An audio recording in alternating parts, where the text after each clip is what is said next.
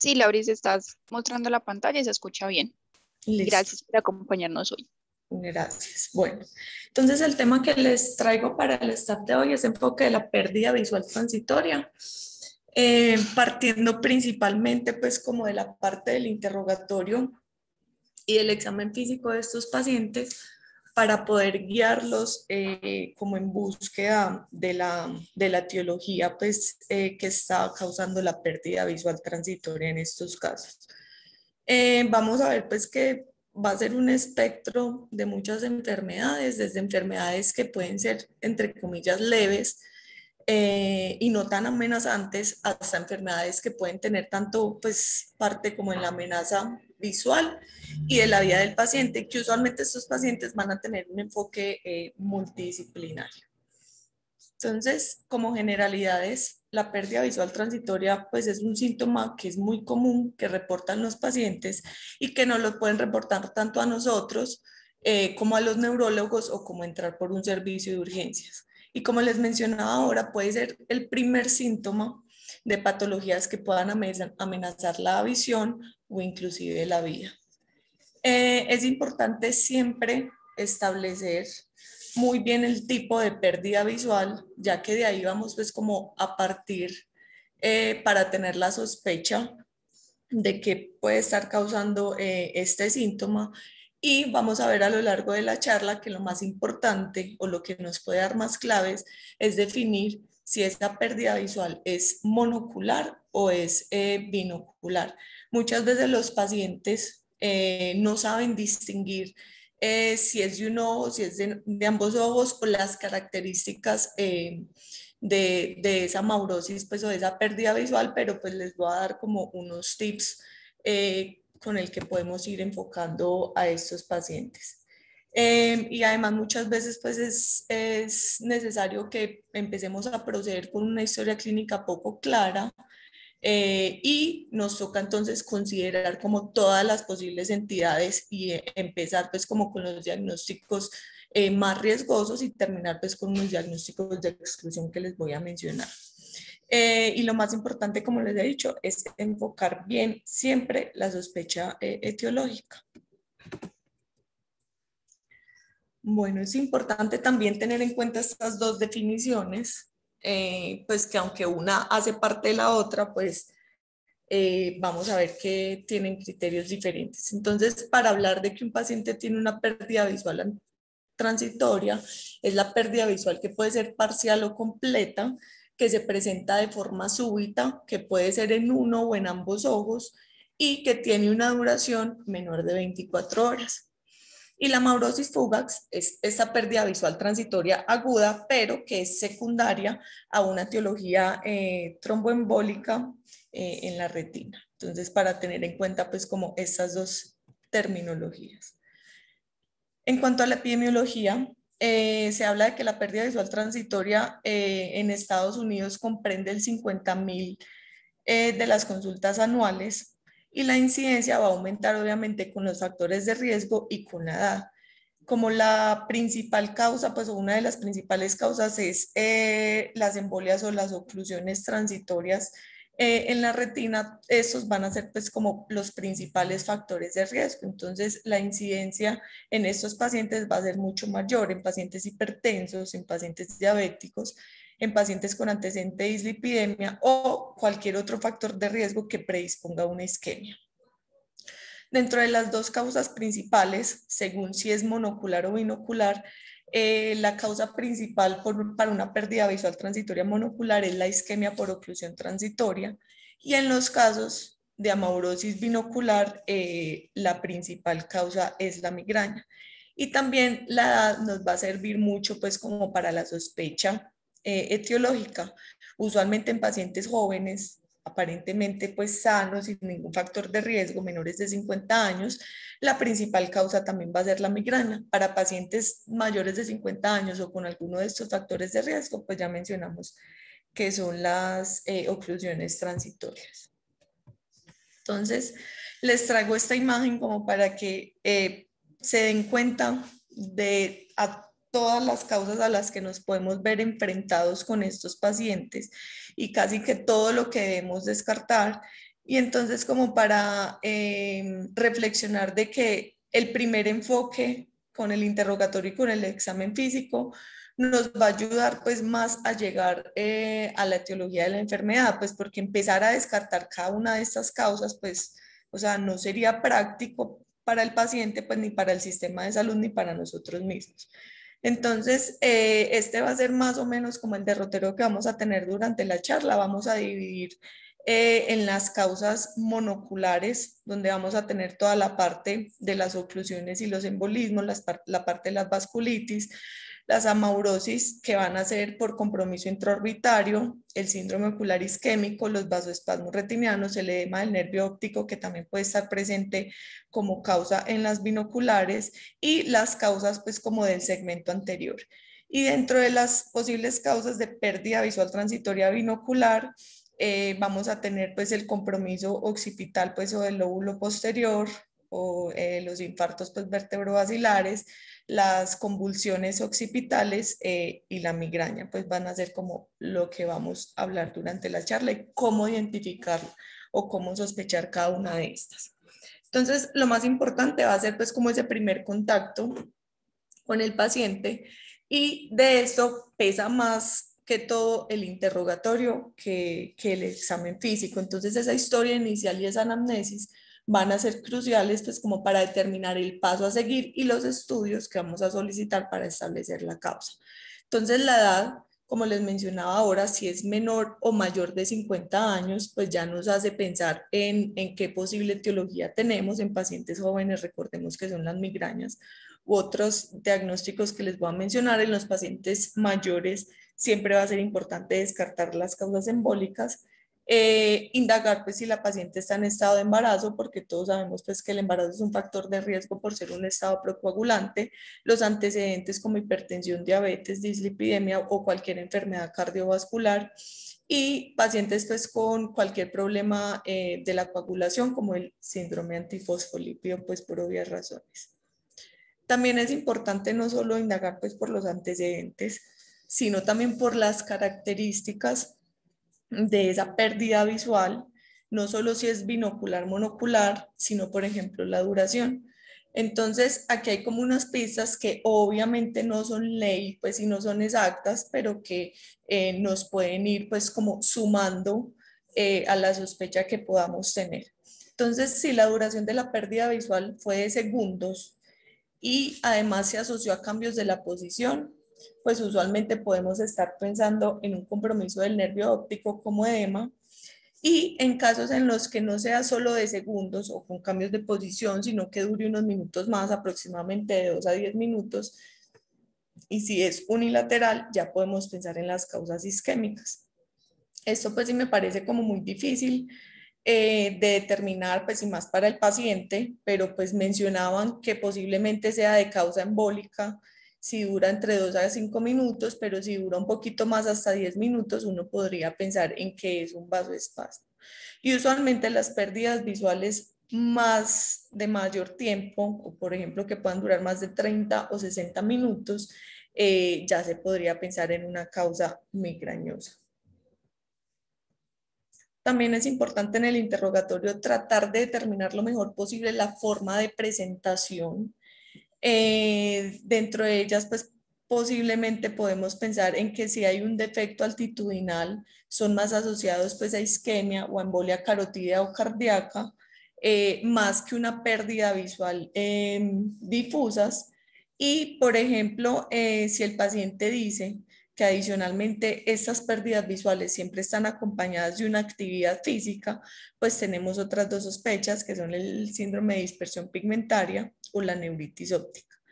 En casos en los que tengamos una pérdida visual monocular, que sea pues como una hemianopsia homónima como es en este caso, ya ahí podemos pensar en que el compromiso puede ser más occipital, y los casos en los que el paciente tenga pues escotomas centellantes o que sean pues pérdidas visuales más difusas y no con un patrón determinado, ya nos hace pensar mucho más en una causa migrañosa. Entonces, indagar sobre todas estas características también nos va a ayudar pues como al enfoque del paciente.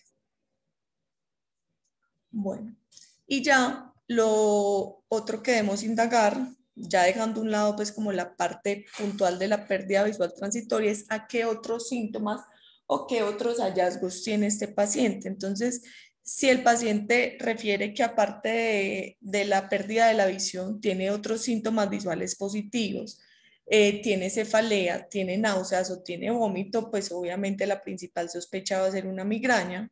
Si el paciente, debemos también indagar si tiene dolor articular, cefalea, tinnitus, mialgias o artralgias, claudicación mandibular, pues o dolor a nivel de la articulación temporomandibular, pues ya sospechamos más una arteritis de células gigantes.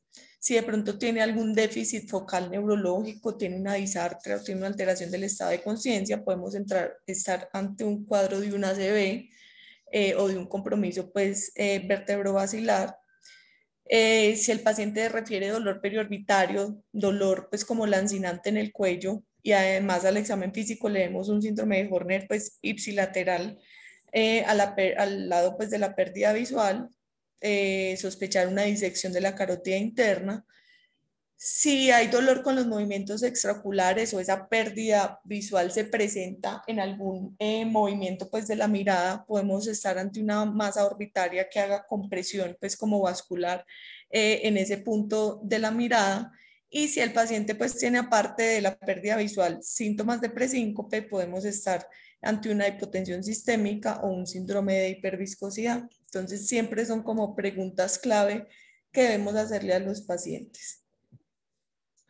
Como les he venido diciendo, pues lo más importante que hay que descartar, eso como lo más riesgoso, tanto para la salud visual, pues como para la vida propia del paciente por el alto riesgo de ACV, es la enfermedad embólica. Entonces, estos son como los factores de riesgo que nunca se nos pueden pasar.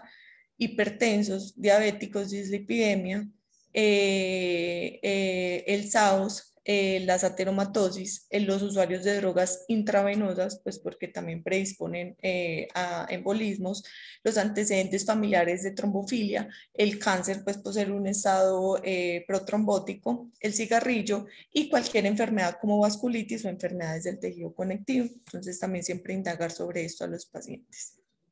Entonces, luego de haber realizado pues como una completa anamnesis, ya podemos pasar a la parte pues del examen oftalmológico completo. Siempre obviamente tomar la mejor pues agudeza visual corregida del paciente. Obviamente pues por la conexión pues o por las posibles causas neurológicas debemos hacer pues como énfasis en la función de la vía visual pues aferente, entonces siempre tomar el test de colores, evaluar cómo están las pupilas y tratar de hacer un campo visual pues como por confrontación que nos puede ayudar de pronto a determinar lo que les mencioné ahora, si son defectos altitudinales o si son hemianopsias homónimas y así ir enfocando un poco mejor al paciente. La biomicroscopía pues también es muy importante, ya que ciertos hallazgos tanto del segmento anterior como del posterior podrían establecer la causa. Entonces, pacientes que tengan de pronto aumentos de la presión intraocular, neovascularización en el iris, edema pues corneal microquístico, pues podemos estar ante un cuadro y un glaucoma por cierre angular. En el fondo de ojo, entonces pues obviamente también va a ser muy importante buscar zonas de isquemia retiniana, entonces buscar palidez, manchas rojo cerezas, manchas blanco algodonosas o hemorragias, evaluar también muy bien la disposición vascular y el calibre de los vasos para descartar pues cualquier estrechamiento, dilatación o embolia intravascular pues que puede que no la encontremos en ese momento. Y así pues podemos ir enfocando mucho mejor al paciente. Muchas veces todo el examen oftalmológico va a ser completamente normal, porque como vamos a ver ahora, pues no va a ser fácil ver el embolismo en ese momento, pues porque el embolo pasa y sigue y ya pues el paciente mejora los síntomas y en el examen físico no vamos a encontrar nada. Entonces por eso les hago mucho, pues o les he hecho mucho énfasis en que el interrogatorio es lo más pues, como crucial en estos casos. Entonces, para efectos prácticos vamos pues como a dividir o hablar de las causas según si la pérdida visual es monocular o binocular, muchas veces para el paciente va a ser difícil determinar esto. Y una forma pues como de poderlo determinar es indagar si el paciente tiene dificultad para leer. Si el paciente tiene dificultad para leer, podemos estar ante una mianopsia y podemos estar entonces ante una pérdida visual monocular. Usualmente cuando el compromiso es monocular, la principal sospecha es que estemos ante alguna lesión pues, o algún problema prequiasmático y lo divide entonces como por segmentos. Entonces, las causas oculares, que igual vamos a hablar de cada una, que son el ojo seco, el glaucoma por cierre angular, el síndrome de dispersión pigmentaria u otras patologías corneales. El compromiso del nervio óptico, que puede ser pues el edema del nervio o papiledema, que también es una causa de pérdida visual binocular o enfermedad pues desmielinizante o neuritis óptica. Compromiso intraorbitario, principalmente masas, o la causa pues vascular o isquémica, que es pues como la más importante y en la que más énfasis vamos a hacer. Y cuando el compromiso es binocular, podemos estar hablando de que es una lesión posquiasmática, pues un compromiso posterior al quiasma, que puede estar a nivel propio del quiasma, en la parte posquiasmática o a nivel intracraneal o de fosa posterior. Entonces, este va a ser pues como el enfoque que vamos a tener. Entonces, empecemos por las causas monoculares.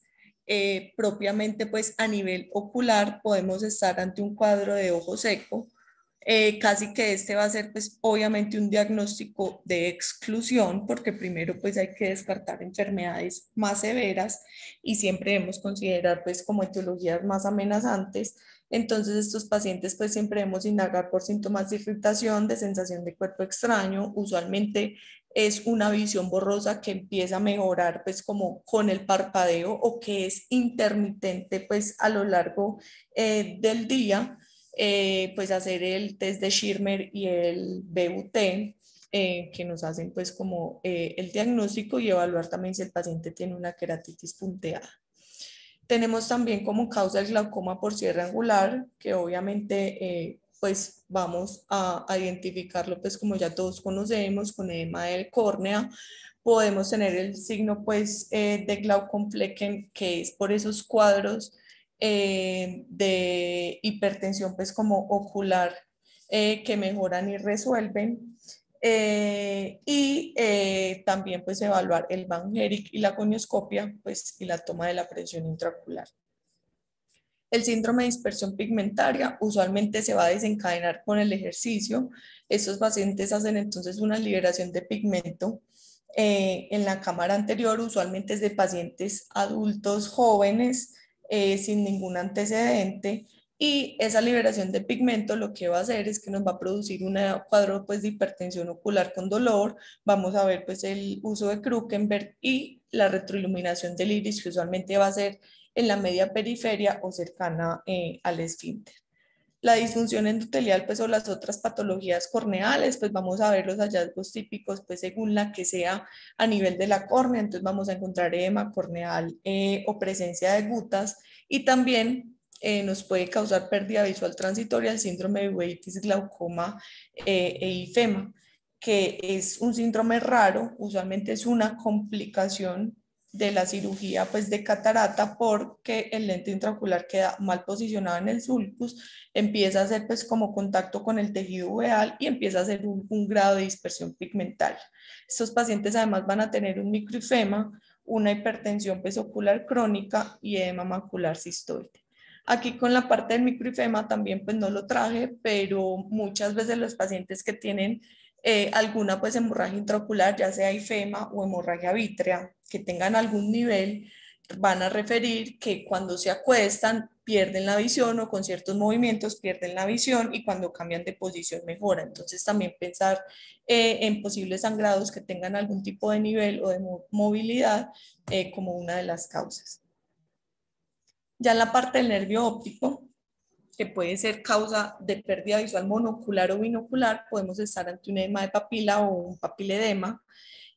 Usualmente es una pérdida visual transitoria asociada a cambios de posición a Valsalva, a la tos, a la defecación, que se presentan por un bloqueo axonal, y esto pasa muy frecuentemente en la hipertensión endocraneana idiopática. Entonces, si el paciente refiere muy puntualmente que es con cambios de posición o con algún movimiento pues como de Valsalva, pensar en una hipertensión endocraneana idiopática.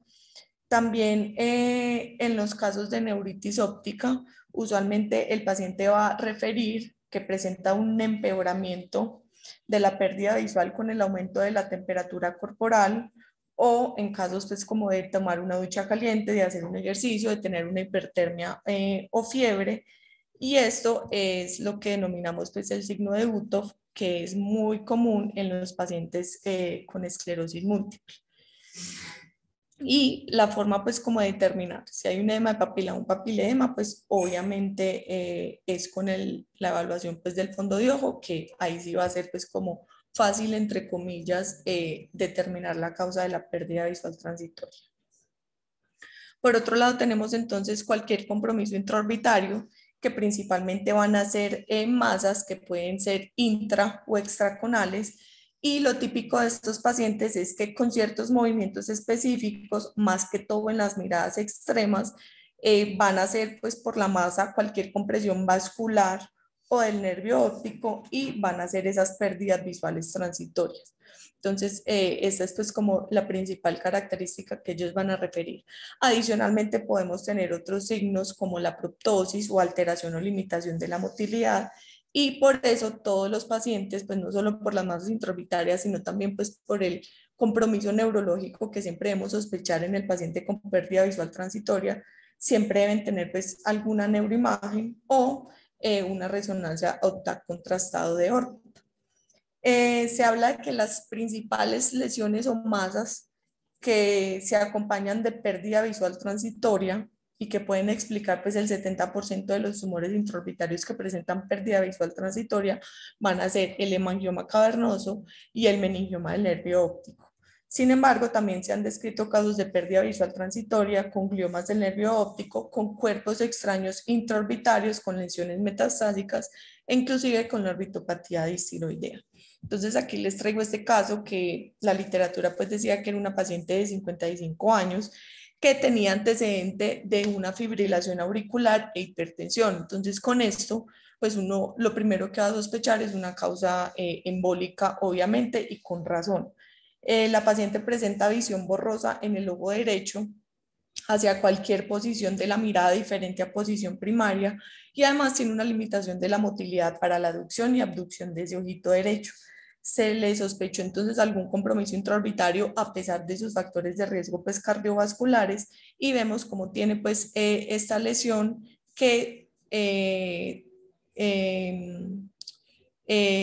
comprime pues o desplaza el nervio óptico hacia el lado medial. Entonces, tener en cuenta que aunque tengamos pues factores de riesgo cardiovasculares claros, en esta parte pues el examen físico puede ser muy diciente y que no se nos vayan a pasar estos diagnósticos. La paciente con la resección del tumor, que no mencionaron pues qué tipo de tumor era, mejoró completamente de los síntomas. Ya entrando entonces como a lo más importante, por así decirlo, o a la causa que nunca se nos puede pasar, son las causas vasculares o isquémicas. Como había mencionado al principio, es la primera causa de pérdida visual transitoria en pacientes mayores de 50 años. Siempre es muy importante pues conocer bien la anatomía vascular para sospechar el sitio de la lesión. Entonces pues tener en cuenta que la isquemia o el embolismo puede venir desde el corazón, desde el tronco brachiocefálico, desde las carótidas comunes de cualquiera pues de ambos lados según el compromiso, desde la arteria oftálmica, que luego pasa a las ciliares posteriores cortas y luego a la arteria central de la retina. Entonces, tener en cuenta todo este recorrido para posiblemente buscar la causa de la isquemia o del embolismo. Dentro de las causas vasculares o isquémicas, la principal es la estenosis carotídea, y otras pueden ser embolismos que pueden ser cardíacos, el vasoespasmo, las vasculitis o las alteraciones hematológicas. Estos son como dos datos importantes que debemos tener en cuenta, pues como para ser conscientes del riesgo que pueden tener estos pacientes y de la importancia de correrle a los pacientes que se presentan con pérdida visual transitoria, y es que 1 de cada 6 pacientes con pérdida visual transitoria de causa embólica van a desarrollar oclusión completa de la arteria central de la retina. Y cuando tenemos pacientes que esa pérdida visual sea un defecto altitudinal, van a tener 4 veces más riesgo de tener una etiología isquémica. Entonces ahí entra otra vez la importancia del interrogatorio y de tratar de darle pistas al paciente para que nos sepa definir cómo es el defecto. Si es un defecto altitudinal, adicionalmente es un paciente mayor de 50 años con factores de riesgo cardiovasculares, lo más probable es que sea de etiología isquémica. Entonces, ya dentro de todas esas causas isquémicas mencionamos que la enfermedad carotídea era la más frecuente, dentro de ellas la estenosis. Se habla de que una estenosis significativa pues clínicamente, o que podría pues explicar esa pérdida visual, es cuando hay más del 70% del compromiso pues del calibre carotídeo. Y adicionalmente, esta enfermedad carotídea puede ser aterosclerótica o no aterosclerótica.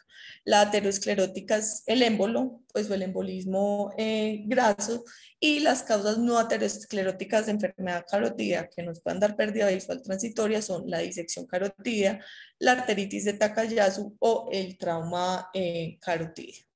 Aquí otro dato importante, y es que el riesgo anual de presentar ACV luego de una pérdida visual transitoria de causa que sea enfermedad carotídea es del 2%. Entonces, vuelve otra vez pues como la importancia de esta patología.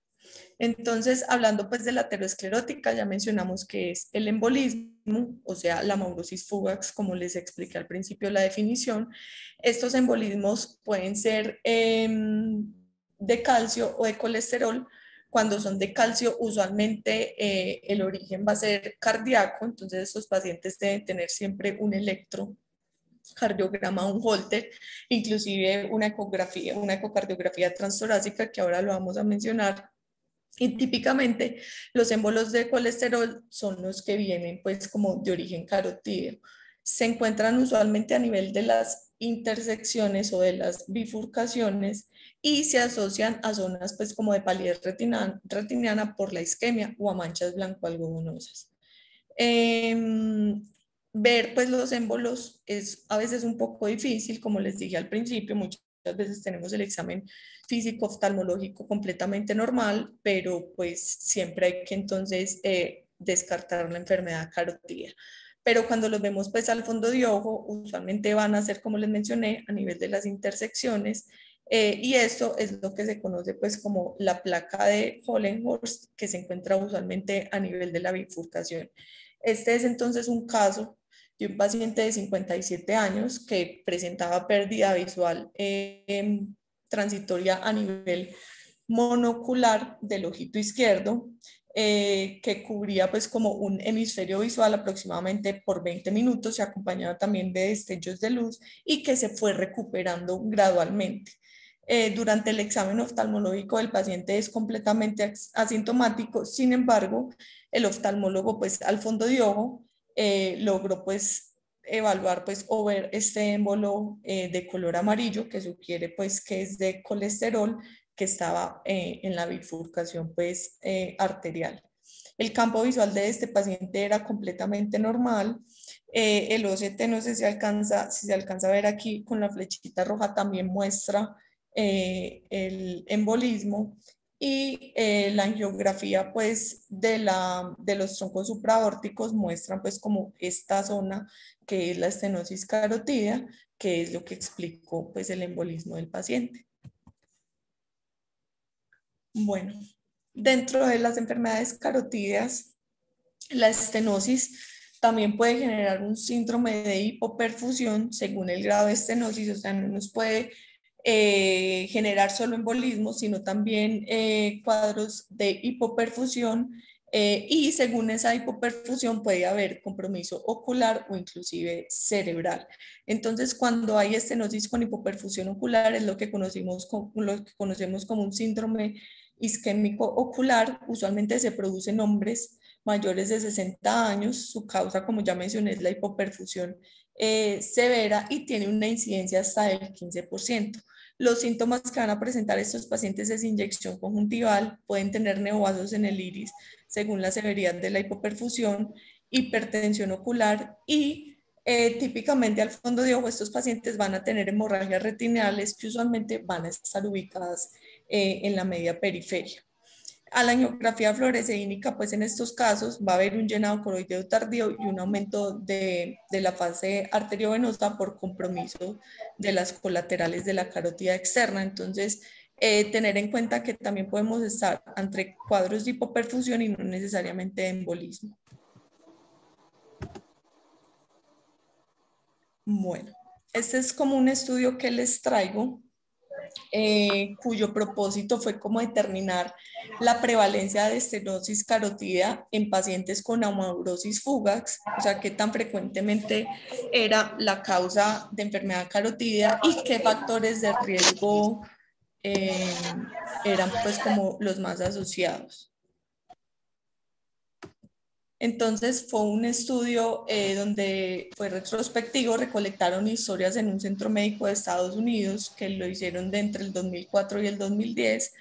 En total recogieron 302 pacientes con un cuadro de amaurosis fugax y miraron pues como los estudios que tenían estos pacientes y obviamente consideraron, como la literatura lo dice, que era una estenosis carotídea significativa cuando era mayor del 70%. Entonces los resultados fue que de estos 302 pacientes, casi hasta el 19% de ellos tenían una estenosis carotídea significativa. Dentro de las características pues como sociodemográficas y de factores de riesgo que tuvieron una P estadísticamente significativa fueron el sexo masculino, la edad mayor de 65 años y además encontraron que no hubo diferencias entre los signos y los síntomas entre los que tenían y los que no tenían estenosis carotídea. Entonces, los únicos factores de riesgo que para ellos fueron estadísticamente significativos era ser hombre, ser fumador, tener diabetes mellitus y tener una vasculitis previa. Y aquí evaluaron pues como si la duración de los síntomas entre los pacientes que tenían estenosis carotídea y los que no tenían daba pues como algún indicativo o había alguna diferencia y no encontraron diferencia pues como en el tiempo de duración de la amaurosis fugax. Como vemos pues aquí están los dos grupos, la barra negra pues es los pacientes que no tenían estenosis carotídea, la gris es los que sí tenían y la gran mayoría de ambos grupos tuvieron una amaurosis fugax que duró entre 1 y 9 minutos.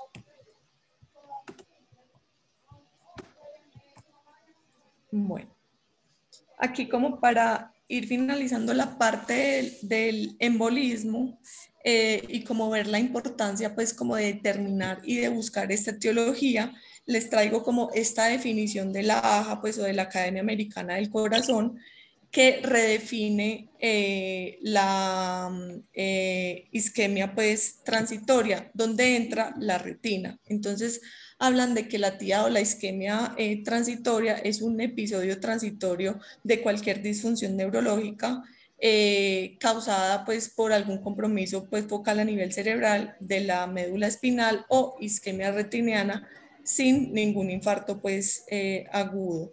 Entonces, tener en cuenta que cualquier isquemia de la retina se considera una isquemia transitoria y por lo tanto nos obliga a darle como la urgencia y la atención prioritaria que merece estos pacientes, pues porque lo estamos comparando con pacientes con una ACV y que mínimo estos pacientes siempre deben tener una neuroimagen, un electrocardiograma, un Doppler carotídeo y una ecocardiografía transtorácica. En cuanto a los émbolos de origen cardiovascular, usualmente pueden ser émbolos secundarios a aneurismas ventriculares, a endocarditis infecciosa, a enfermedades valvulares o a arritmias, que la principal va a ser la fibrilación auricular. Entonces, este es un caso de un paciente de 95 años que solo tenía antecedente de hipertensión ocular y que se había quejado de 2 episodios de pérdida visual transitoria en el ojo derecho. Aquí vemos pues como el émbolo pues como de calcio, la imagen no es muy nítida, que ocluyó de forma transitoria pues como la arteria central y provocó el episodio de pérdida visual transitoria, pero luego ya avanzó y se ubicó en una rama. A este paciente obviamente se le descartó primero el compromiso carotídeo y luego entonces se consideró o se presumió un origen cardíaco. Esta es una foto pues del fondo de ojo meses después, donde la arteriola pues que estaba comprometida por el émbolo ya presentaba esclerosis. Bueno, entonces para resumir, ¿qué estudios deben tener todos esos pacientes en los que estemos sospechando una causa isquémica? Siempre deben tener un electrocardiograma, un Holter, una ecocardio transtorácica, todo el perfil metabólico, estudios de hipercoagulabilidad como la proteína CIS, antitrombina 3, el factor 5 de Leiden. Siempre deben tener una imagen, ya sea TAC o resonancia, pues según la disponibilidad y la sospecha que tengamos. Siempre deben tener obviamente un Doppler carotídeo y según pues los hallazgos podemos solicitar ya angiotac o angioresonancia o inclusive arteriografía. Todos estos pacientes pues siempre deben tener tratamiento con antiplaquetarios, con estatinas. Lo más importante, controlar los factores de riesgo y en caso en los que sea una estenosis carotídea, pues eso ya no es de nuestra competencia, pero son pacientes que según los criterios deben ser llevados a arterectomía o inclusive a stent. Las otras causas vasculares diferentes pues a las embolias o a los embolismos pueden ser la disección carotídea, se presenta o puede ser la causa hasta del 1 al 2% de las pérdidas visuales transitorias. Usualmente o la gran mayoría, hasta el 25% se presenta en pacientes jóvenes y los síntomas, aparte de la pérdida visual transitoria que van a tener estos pacientes, pueden tener oclusión de la arteria central de la retina, van a tener un Horner ipsilateral y usualmente tienen un dolor desgarrador a nivel del cuello. Entonces, este es un caso de un paciente de 52 años que tenía cuadros de pérdida visual transitoria desde hace varios días en su ojo derecho, refería el dolor hacia el lado derecho del cuello y también un sabor desagradable pues en la boca cuando comía. Él refiere que había empezado pues como una rutina de ejercicio muy rigurosa donde hacía muchos movimientos pues como de hiperextensión del cuello. Al examen físico se evaluaba pues o se veía una ptosis y una miosis del ojo derecho, pues sugiriendo pues el síndrome de Horner.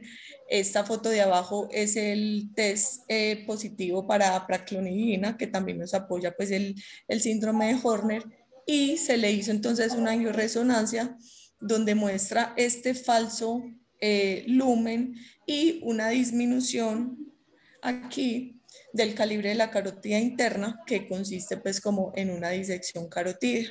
Entonces, también tener en cuenta pues como esta posible etiología.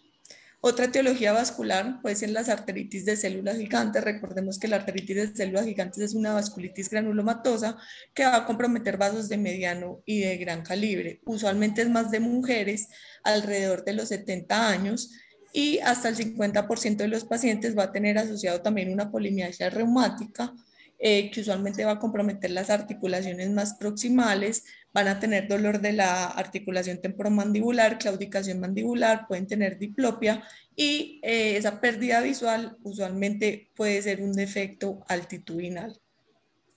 Aparte de la pérdida visual, podemos tener a nivel ocular otros hallazgos como una neuropatía óptica isquémica anterior u oclusión de la arteria central de la retina. Estos pacientes van a tener aumento de la BCG y de la PCR y se habla de que la pérdida visual transitoria puede ser el signo inicial o el primer síntoma de estos pacientes hasta en el 80 al 30% de los casos y se va a presentar por compromiso de las arterias ciliares posteriores. Estos pacientes pues usualmente responden muy bien al manejo con esteroides, que usualmente se pulsa con metilprednisolona los primeros 3 días y luego siguen con prednisolona oral. Entonces, para tener en cuenta este diagnóstico. Otro diagnóstico, y para finalizar, pues como la parte de pérdida visual monocular, es el vasoespasmo retiniano, que también debe ser un diagnóstico de exclusión. Siempre debemos descartar primero la etiología isquémica. Usualmente estos pacientes tienen una pérdida visual transitoria que es monocular y es completa, presentan varios episodios al día, pero van a tener una duración menor de 1 minuto. Son pacientes que van a ser jóvenes sin ningún factor de riesgo y se presenta por estrechamiento arteriolar. Entonces, muchas veces el examen físico de estos pacientes va a ser completamente normal. Son pacientes sin factores de riesgo, el resto de los estudios son completamente normales. Y la forma pues como de sospecharlo, si el paciente sigue presentando estos episodios, es hacer como una prueba terapéutica, principalmente con calcio antagonistas como el verapamil o el nifedipino, y también hacer uso de antiplaquetarios. Y si la causa es el vasoespasmo retiniano, estos pacientes responden muy bien al tratamiento y dejan de tener las pérdidas visuales transitorias. Eso por la parte del enfoque de la pérdida monocular. Ahora entrando a la pérdida binocular, la pérdida pues, visual transitoria binocular puede ocurrir de varias formas. Puede ocurrir de forma difusa o de forma concéntrica, como en el caso pues, de edema del nervio óptico bilateral o el caso de una hipoperfusión cerebral, o también puede tener un patrón como de una hemianopsia homónima en los campos visuales, como en los casos de una isquemia transitoria, de migraña o de convulsiones occipitales, que ya vamos a mencionar. Entonces, como mencionamos, la pérdida visual transitoria que no tiene compromiso de mi campo puede ser una hipoperfusión transitoria pues, o temporal del nervio óptico, de la retina o del lóbulo occipital. Estos pacientes adicionalmente van a tener síntomas de síncope, presíncope, pueden tener hipotensión ortostática o hipoglicemia, y son pacientes que usualmente van a referir pues, episodios transitorios como de un blackout o de pérdida completa de la visión binocular que luego resuelve.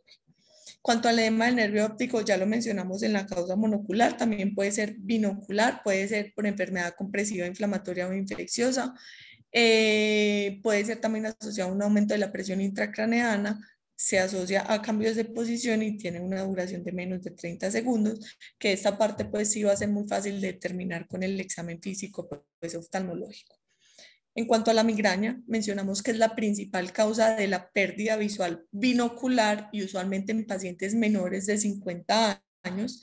Como les mencioné al principio, estos pacientes van a tener el típico escotoma centellante, que es un escotoma que inicia pequeño con el halo de luz periférico y que a medida que pasan los minutos, ese escotoma se va volviendo más grande. Luego pueden inclusive terminar en una hemianopsia homónima, y estos síntomas visuales cuando empiezan a mejorar de la misma manera en la que se fueron presentando. Usualmente los síntomas visuales en el caso de migraña van a comprometer pues o van a ser como el aura de la cefalea, entonces se van a presentar antes del dolor de cabeza, pueden durar hasta 20 a 30 minutos y ya luego el síntoma visual, el paciente va a empezar pues con su cuadro de dolor de cabeza. Se habla de que 1 de cada 200 pacientes con migraña tienen pérdida visual transitoria. Muchas veces el paciente no tenía antecedente de migraña o no consideraba que era un paciente migrañoso y la primera manifestación es esa pérdida visual transitoria. Bueno, la otra causa binocular es la isquemia occipital transitoria, que se da por un compromiso de la arteria basilar, de la cerebral posterior o de la cerebral media. Usualmente estos pacientes presentan una pérdida súbita binocular completa o también pueden presentar una hemianopsia homónima según el nivel de compromiso. Usualmente cuando la arteria basilar es la comprometida, la pérdida visual es completa, y también pueden presentar dolor de la ceja contralateral y tiene aproximadamente 2 a 10 minutos de duración. Y la convulsión occipital, que se presenta más que todo en niños, se asocia también a otros síntomas o fenómenos visuales positivos, y de estos pacientes lo que hacen es presentar una pérdida visual transitoria que puede ser en el periodo ictal o en el periodo posictal. En los niños la convulsión occipital es de origen primario y no requiere pues como otros estudios, pero cuando se presenta en adultos usualmente tiene una etiología secundaria, entonces puede ser secundario un trauma, una encefalopatía hipertensiva, una ACV o una neoplasia, entonces siempre la neuroimagen va a ser muy importante. Esta pérdida visual transitoria en estos casos va a depender pues, del tiempo de duración de la convulsión. Usualmente puede durar entre 5 a 60 minutos. Bueno, ¿Qué ayudas diagnósticas, pues ya para ir finalizando, debemos tener en estos pacientes? Entonces, enfocar obviamente muy bien al paciente para dirigir mejor estas ayudas diagnósticas. Sin embargo, estos son como los exámenes básicos que debemos tener en cuenta. Entonces, a nivel sistémico, siempre estos pacientes deben tener un hemoleucograma, un perfil lipídico, la glicemia, de la parte pues cardíaca un electro, un Holter y una ecocardio transtorácica, el Doppler carotídeo, que es lo más importante. Siempre deben tener una neuroimagen y ya según pues como la sospecha clínica, hacer una BCG y una PCR pensando en la arteritis de células gigantes o los estudios pues hematológicos para trombofilia. Dentro de la parte oftalmológica, esto no es completamente necesario, pero sí según los hallazgos pues nos puede ayudar a definir etiología o hacer seguimiento de estos pacientes. Entonces podemos ayudarnos de OCT de nervio óptico, de los campos visuales buscando determinar muy bien el tipo de defecto y la angiografía fluorescénica. Entonces ya las últimas dos diapositivas son como para terminar de redondear todas las posibles causas, según si es binocular o monocular. Empezamos con las causas monoculares. Entonces, al examen oftalmológico, pues tenemos un fondo de ojo que puede ser normal, que puede ser que veamos en ese momento la embolia pues arterial. Podemos encontrar también oclusiones de ramas, los signos pues isquémicos como las manchas blanco-algodonosas, o signos pues venosos de estasis. Entonces, lo primero que debemos pues pensar en estos pacientes es que estamos ante un cuadro isquémico vascular que puede comprometer la retina, el nervio óptico, la coroides por las ciliares posteriores o pues cualquier parte del ojo por la arteria oftálmica. Entonces, de forma urgente, siempre debemos pues apoyarnos de un neurólogo porque ya mencionamos que se considera pues una TIA o un stroke transitorio. Entonces, indagar por factores de riesgo vasculares, evaluar muy bien los signos y síntomas de pronto de arteritis de células gigantes, un examen neurológico completo para buscar otros signos de focalización, el examen cardiovascular, teniendo en cuenta siempre carótidas y corazón, y la parte de la BCG y la PCR para arteritis de células gigantes. También es siempre necesario tener una neuroimagen, según los hallazgos, un angio-CT, una angioresonancia, tener un electrocardiograma, un ecocardiograma y apoyarse obviamente el neurólogo como lo habíamos mencionado aquí adelante. Dentro del examen físico oftalmológico también podemos tener edema del nervio óptico que ya pues, nos empieza a dilucidar un poco más las posibles etiologías. Entonces, si son pacientes que aparte del edema del nervio óptico tenemos más de 50 años, si tienen síntomas sistémicos de la arteritis de células gigantes o aumento de la BCG o de la PCR, pues estamos ante un cuadro de una arteritis de células gigantes. Y si el paciente tiene alguna examen, pues o alguna alteración en el examen físico oftalmológico, como la hipertensión intraocular, pensar en el glaucoma agudo, ifema, ojo seco, queratocono, proptosis, desprendimientos de retina, la oclusión de la vena central, la inflamación del nervio óptico o drusen, pues como el nervio óptico, pensar ya en cualquier patología ocular que les mencioné o pensar en una patología orbitaria que requiera pues como una imagen de órbita. Después de haber hecho pues como todos estos exámenes que les mencioné al principio, en dado caso pues de que el paciente tenga una neuroimagen normal, que no se encuentre una etiología embólica porque el Doppler carotídeo le dio pues sin estenosis, sin ateromatosis, la ecocardio pues tampoco muestra cualquier posible embolismo cardíaco. Igual estos pacientes se hablan de que deben tener pues como una prevención secundaria por haber hecho como un stroke o una TIA por el compromiso retiniano, y siempre deben tener entonces estatinas y antiagregantes plaquetarios. Y ya si tenemos pues cualquiera de las causas pues o comprobamos que puede tener una etiología embólica, pues ya es de manejo del internista y de la parte de neurología para prevenir el riesgo de un posible ACV pues cerebral a futuro.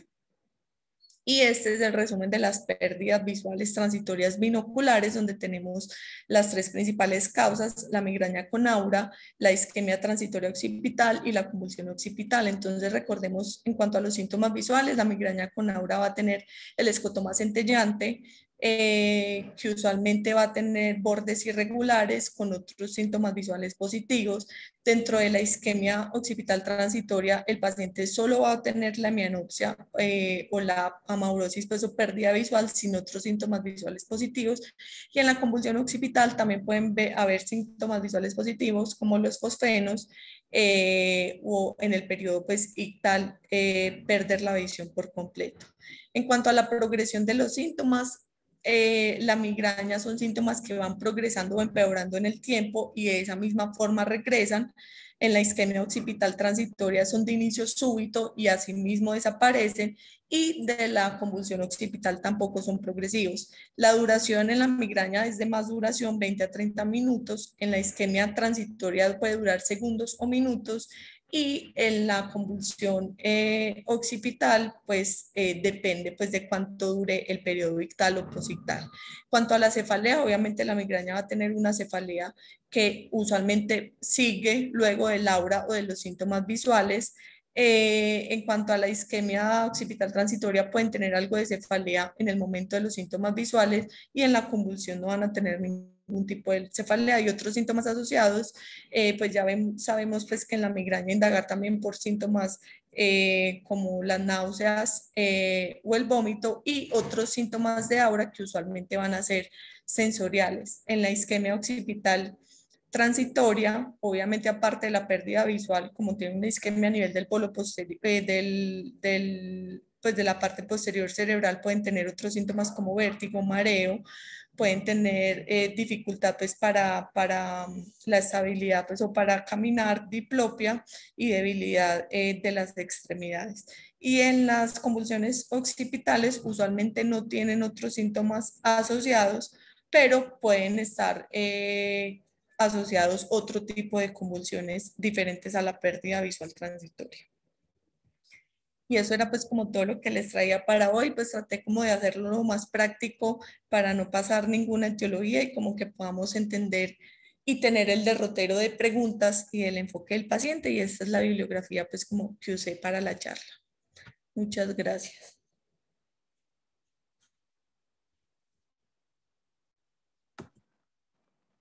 Muy buena la charla, Laura, muchas gracias. Estuvo muy completa, muy bien revisado el tema. Yo creo que estuvo muy completa. Gracias, profe. Muchas gracias.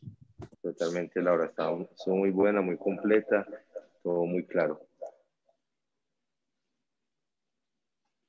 No sé si alguno tiene alguna pregunta, alguna duda. En el chat solo felicitaciones, no hay preguntas por ahora.